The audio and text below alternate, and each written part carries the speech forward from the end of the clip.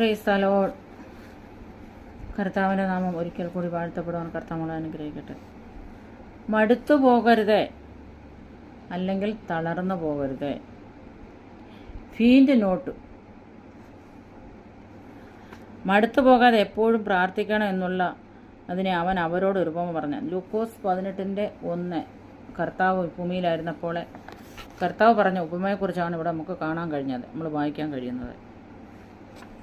മടുത്തു പോകരുത്, തളർന്നു ക്ഷീണിച്ചു അധൈര്യപ്പെട്ടു പോകരുത്, മുഷിയരുത് എന്നീ പ്രബോധന വാക്കുകൾ പലപ്പോഴും പലരും മടുത്തു പോകുന്നതുകൊണ്ടാണ് ബൈബിൾ ഇങ്ങനെ ഇവിടെ പറയുന്നത് നമുക്ക് കാണാൻ കഴിയുന്നത്, ധാരാളമായി കാണുന്നുണ്ട്. ലൂക്കോസ് 18:1 ഈ വാക്കുകൾക്കുള്ള മറുപടി നമുക്ക് കാണാൻ കഴിയുന്നുണ്ട്. ഈ വാക്കുകൾക്കുള്ള ഇംഗ്ലീഷ് പ്രയോഗമാണ് ഫീഡ് നോട്ട് എന്നത്.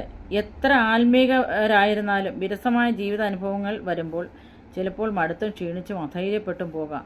ചില വസ്തുതകൾ അത് സംബന്ധിച്ച് ചിന്തിക്കുവാൻ നാം താല്പര്യപ്പെടുന്നു. എത്ര ആത്മീകരെന്ന് പറഞ്ഞാലും പലപ്പോഴും നമ്മൾ ക്ഷീണിച്ചു പോകും, അധൈര്യപ്പെട്ടു പോകും, ധൈര്യം ചോർന്നു പോകും.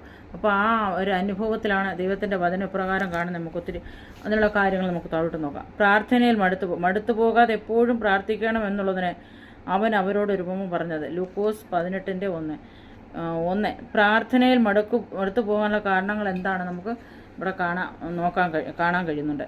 മറുപടി താമസിക്കുമ്പോൾ പ്രാർത്ഥനയിൽ മടുത്തു പോകും നാം ഓരോരുത്തരും. ദാനിയേൽ മറുപടി താമസിച്ചിട്ടും മടുത്തില്ല. ദാനിയേൽ 10:12-13. അനുകൂലമായ മറുപടി ലഭിക്കുന്നില്ലെങ്കിൽ നമ്മൾ മടുത്തു പോകും.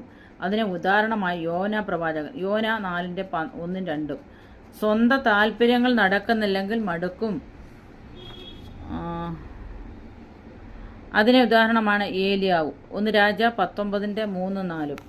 ശാരീരികവും ക്ഷീണവും അലസതയും നിമിത്തം മടുക്കും. ഉദാഹരണം യേശുവിൻ്റെ ശിഷ്യന്മാർ, ലൂക്കോസ് 9:32-22-45.